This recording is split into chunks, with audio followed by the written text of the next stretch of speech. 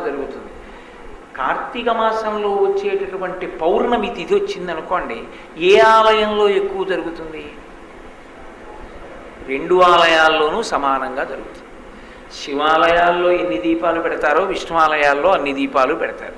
కార్తీక మాసం వచ్చింది అంటే సాయంకాలం ఆకాశ దీపం వెలిగించి ధ్వజస్తంభానికి పైకెత్తుతారు.